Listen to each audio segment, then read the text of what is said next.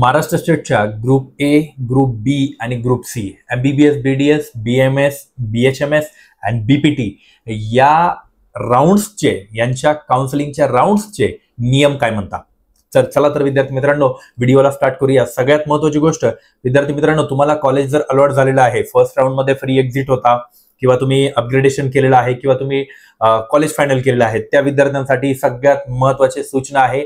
ज्या विद्यार्थ्यांनी second round मध्ये चॉईस फिलिंग करताय, खूप काळजीपूर्वक चॉईस फिलिंग करा.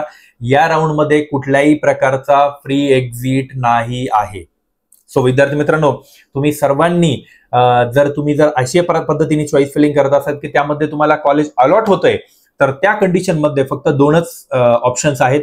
एक तर कॉलेज फायनल करणे 100%, तिथून पुढे जाऊ नाही शकत, तुम्हाला रिटेन्शन फॉर्म भरणे कंपल्सरी आहे. हा पहिला ऑप्शन. सेकंड ऑप्शन, तुम्ही अपग्रेडेशन करू शकता.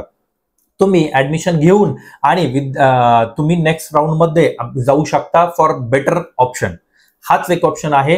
हे दोन ऑप्शन सोडता तुम्हाला तिथे कुठल्याही प्रकारचं फ्री एक्झिट नावाची कन्सेप्ट नाही आहे. सो ज्याही विद्यार्थ्यांनी सेकंड राऊंडची चॉईस फिलिंग करायची असेल, त्यांनी व्यवस्थित काळजीपूर्वक तुमची चॉईस फिलिंग द्यावी. हा सगळ्यात महत्त्वाचा मुद्दा असणार आहे. सर्व विद्यार्थ्यांनी सेकंड राऊंडचे रूल्स हे खूप इम्पॉर्टन्स आहेत, त्याच्यामुळे तुम्ही काळजीपूर्वकच चॉईस फिलिंग करा. आणि यामध्ये अजून महत्त्वाचा निर्णय असा की काही विद्यार्थ्यांनी खूप मोठी जमलिंग होतीये की आम्ही MBBS ची चॉईस फिलिंग करू की BMS ची करू, आम्हाला अदर स्टेटही ट्राय करायचं आहे. तर विद्यार्थी मित्रांनो, सगळ्या काउन्सिलिंगचे शेड्यूल सोबत ठेवा, सोबत बघा की तुम्हाला सगळ्यात अगोदर कुठला चान्स घ्यायचा आहे याकडे लक्ष द्या.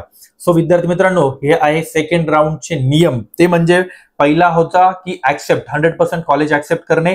सेकंड होतं अपग्रेडेशन.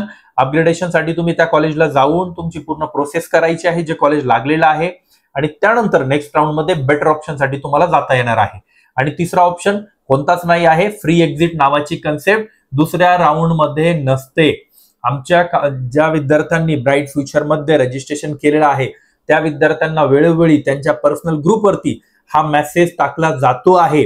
तर विद्यार्थी मित्रांनो, तुम्ही नक्की त्या मेसेजचा प्रॉपर मराठीमध्ये दिलेला आहे, पूर्ण वाचा, त्यातच नियमात तुम्ही बसता. त्यामुळे तुमच्यामध्ये कुठलाही काही चेंजेस होणार नाही आहे.